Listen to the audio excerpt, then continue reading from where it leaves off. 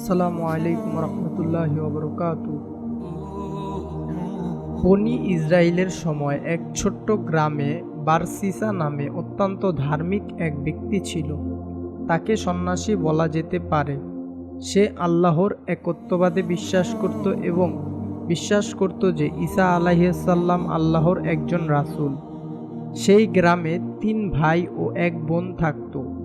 সে ভাইদের জিহাদের জন্য ডাকা হলো, কিন্তু তারা বোনকে একা রেখে যেতে চাইল না।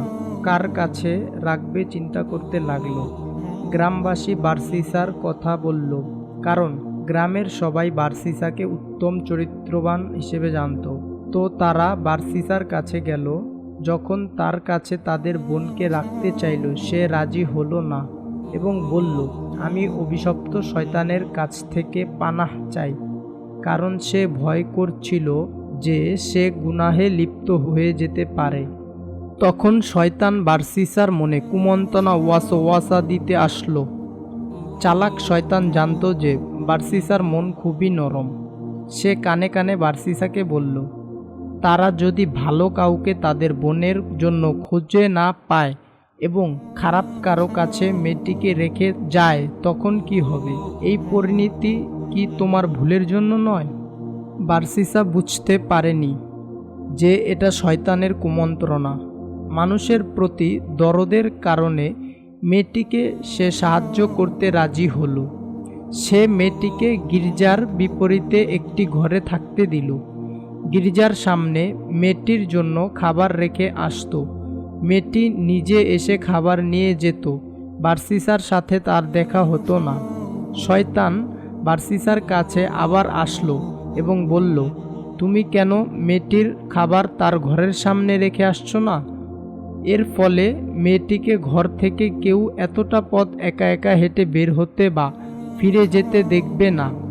বারসিসা রাজি হলো এবং মেয়েটির ঘরের সামনে খাবার রেখে আসতে শুরু করলো। শয়তান এতেও খুশি হলো না।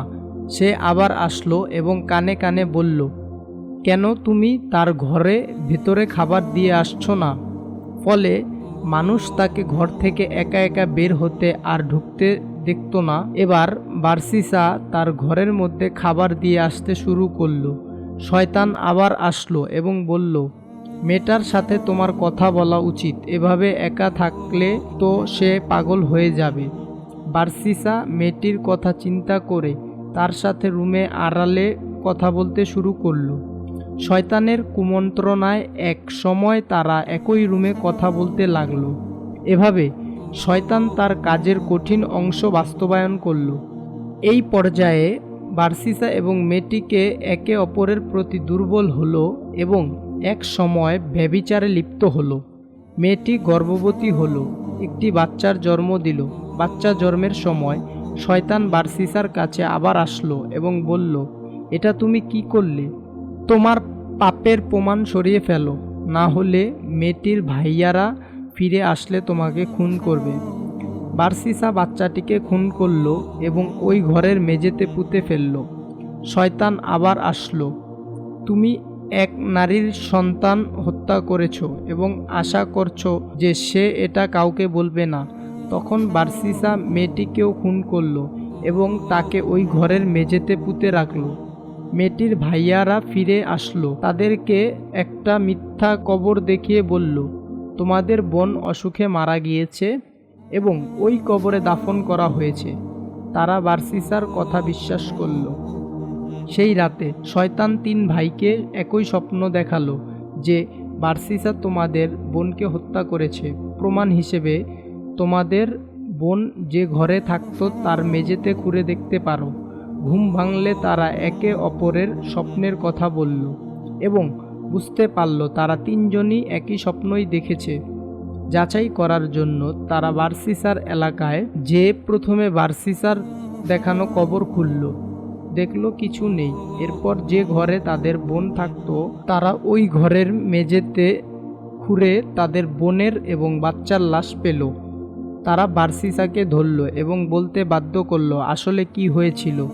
তারপর তারা তাকে রাজার কাছে নিয়ে গেলে রাজা তাকে শিরচ্ছেদ করতে আদেশ দিল। যখন বারসিসাকে শিরচ্ছেদ করতে নিয়ে যাওয়া হচ্ছিল তখন শয়তান কাছে আবার আসলো।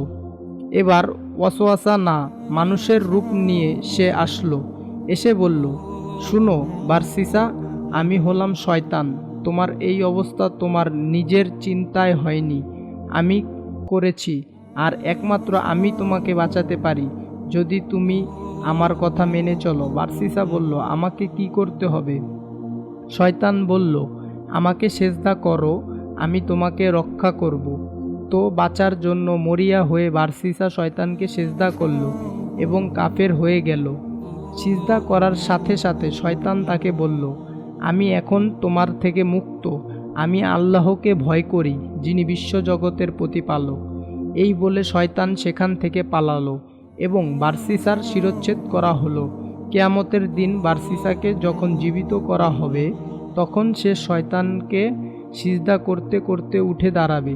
দেখুন শয়তান কিভাবে বারসিসাকে ফাঁদে ফেলেছিল। সে এসেছিল বন্ধুর বেশে, ভালো ভালো কথা বলতে আর আপাত দৃষ্টিতে ভালো কাজে উৎসাহিত দিতে, কিন্তু আসলে সে ছিল সবচেয়ে বড় শত্রু। আল্লাহ বলেন, তাদের দৃষ্টান্ত শয়তান যে মানুষকে বলে কুফরি করো, অতঃপর যখন সে কুফরি করে তখন শয়তান বলে, আমি তোমার থেকে মুক্ত, আমি বিশ্বজগতের প্রতিপালক আল্লাহকে ভয় করি। সূরা হাশর অধ্যায় নাম্বার 59 আয়াত নাম্বার 16।